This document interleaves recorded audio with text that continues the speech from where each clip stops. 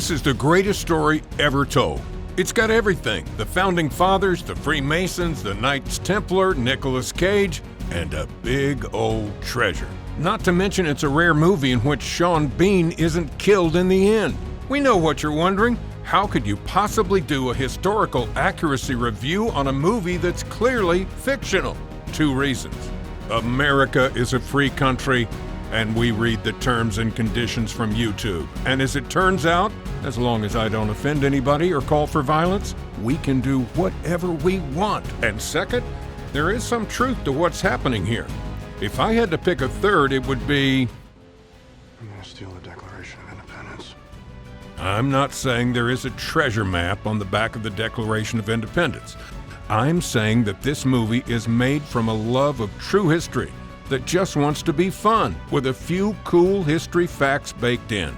We did learn one thing, though.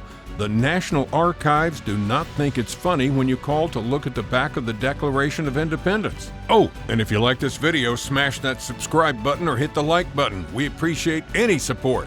If you have any recommendations on movies that you love and would like for us to do a video on, comment down below. By the way, if you turn this video over and look on the back, there is a treasure map. If you play it backwards, there are some interesting clues to be had.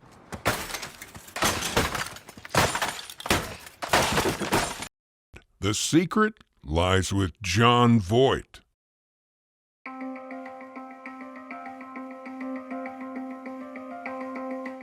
Jim Koof, who co-wrote the screenplay with several other people, wanted to draw on actual history.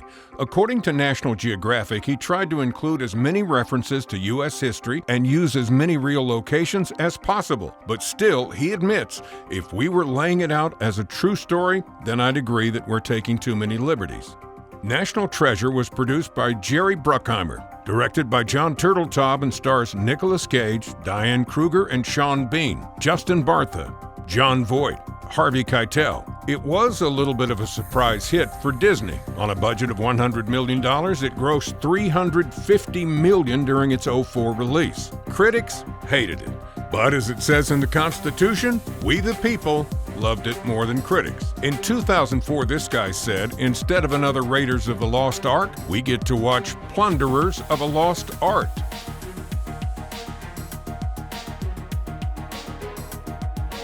The movie begins with young Benjamin Franklin Gates being told a story by his grandfather. According to this guy that looks like Christopher Plummer, as the story goes, Charles Carroll passed down the last known clue to a secret treasure controlled by the Freemasons. The secret lies with Charlotte unto Ben's great-great-great-grandfather. 30 years later, Ben and his friend, computer expert Riley Poole, had an expedition financed by wealthy Ian Howe to find the Charlotte, revealed to be a lost ship in the Arctic. Inside the ship, they find a meerschaum pipe. The pipe's engravings say the text clue is on the Declaration of Independence.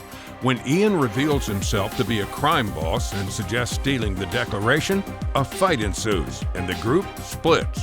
Despite trying to find legal ways to see the back of the Declaration, Ben decides to steal the Declaration of Independence to protect it from Ian. He successfully does this, even though Ian came up with roughly the same plan. Ben gets away with Abigail, a National Archives employee wanting to stick by the Declaration, having tricked Ian into thinking he had the Declaration, but was really a poster Ben bought in a gift shop. Now on the run from the FBI, Ben goes all in. The only thing that can save him from prison is to find the treasure. As you can tell, the movie requires little suspension of belief. Just come along for the ride. The first step on the run leads them to Ben's father's house, played by Jon Voight. The trio studies the Declaration and discovers an Ottendorf cipher written in invisible ink. The message refers to the silenced do-good letters written by Benjamin Franklin. Patrick formerly owned them, but donated them to the Franklin Institute. The do-good letters lead them to Independence Hall. At Independence Hall, they find some special glasses invented by Benjamin Franklin that allow different clues to appear on the Declaration. But once again, Ian is there to ruin the progress. Ben is taken into custody by Agent Sandusky of the FBI. Abigail and Riley lose the Declaration to Ian. However, Abigail convinces Ian to help them rescue Ben in exchange for the next clue. Ian agrees, arranging a meeting at the USS Intrepid, where they help Ben evade the FBI. Ian returns the declaration and asks for the next clue. But when Ben can't properly bluff, Ian reveals he has kidnapped Patrick as a hostage. They travel to the Trinity Church, where they find an underground passage that appears to lead to a dead end lit by a lone lantern. Patrick claims it's a reference to the midnight ride of Paul Revere, pointing Ian to the Old North Church in Boston. Ian traps Ben, Abigail, Riley, and Patrick in the chamber, heading for Boston, which was Patrick's intent, as the clue was fabricated, and Ben knew that Ian would betray them. Ben then finds a notch which the meerschaum pipe fits into, opening a large chamber containing the treasure, with a staircase to the surface. Ben contacts Sandusky, who is revealed to be a Freemason, and he willingly surrenders the declaration and the treasure's location in exchange for charges toward Abigail being dropped, the Gates family and Riley being given credit for its discovery, and for him not to go to prison. Thanks to a tip from Ben, Ian is arrested by the FBI and sent to prison in Ben's place, and Riley rides off into the sunset while wearing a wig.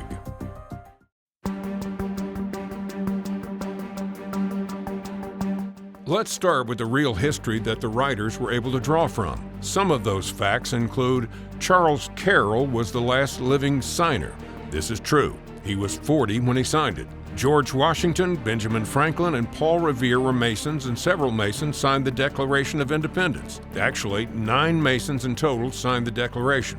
Benjamin Franklin did write letters as middle-aged widow named Silence Dogood.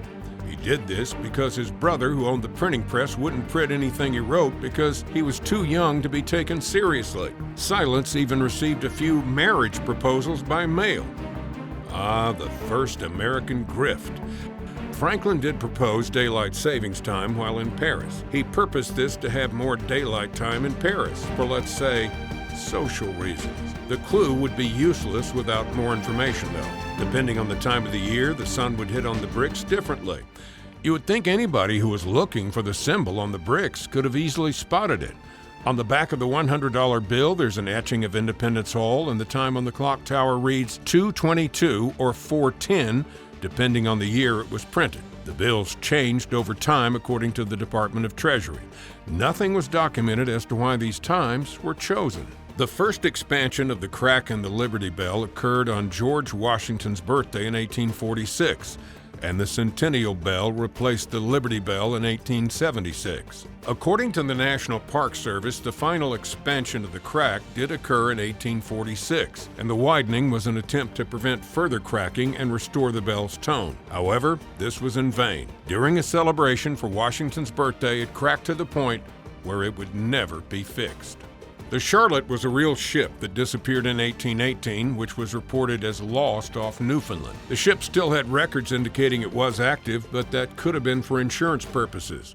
There isn't any evidence to suggest it was sunk or even scrapped. Iron gall ink was indeed the primary writing medium of the time. However, the movie misses the mark on some smaller ideas.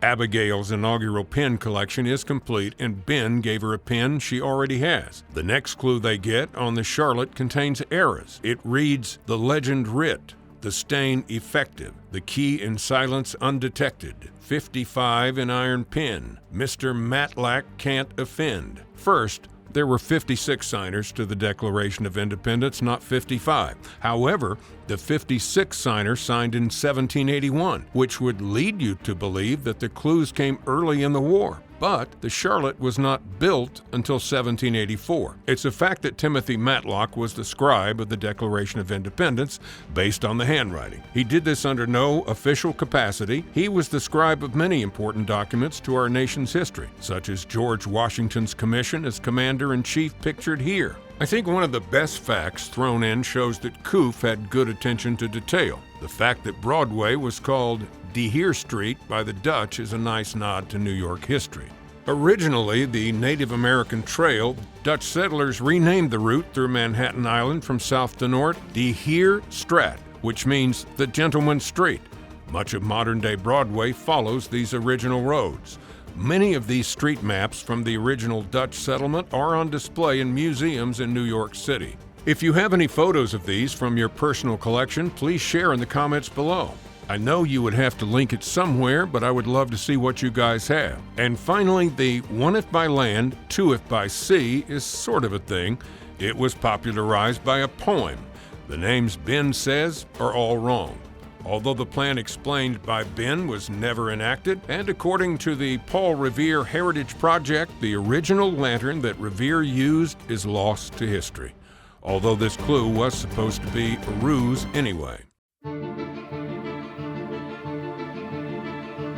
There are some mistakes when it comes to the history. We're going to ignore the mistakes of timelines, plot holes, such as there wasn't a single clue between Charles Carroll until Ben gets the meerschaum pipe. Ben's grandfathers and dad didn't help. All those are the bulk of the movie. While having to document in Independence Hall, Ben states the last time it was here was being signed. That isn't true. The D of I was there in 1876 to mark the first anniversary. Had the treasure existed, you could make an argument that we never needed France. Benedict Arnold's treason never happens, and the winters at Morristown and Valley Forge don't happen because there would have been funds to properly support the Army. It's hard to grade this because the movie doesn't try to be accurate history, instead going for historical fiction to tell a cool story. So for the final grade, I'll give it an A and a C. A for America and C for Cage. What more do you want? We hope you enjoyed this video, and we thought we'd close on a personal note. My name is Jack Murphy, and I'm half the equation that produces these videos. The genius that writes and researches these, Jase, well, this is his favorite movie of all time. He's kind of a nerd. He went to the movies in 2004 thinking he was going to see a silly history movie. This movie was the reason he got into history, and has since pursued it as a career. We know there's no treasure, but somehow, when the characters opened the treasure room at the end, it led the way for this video to exist. We thank you for watching.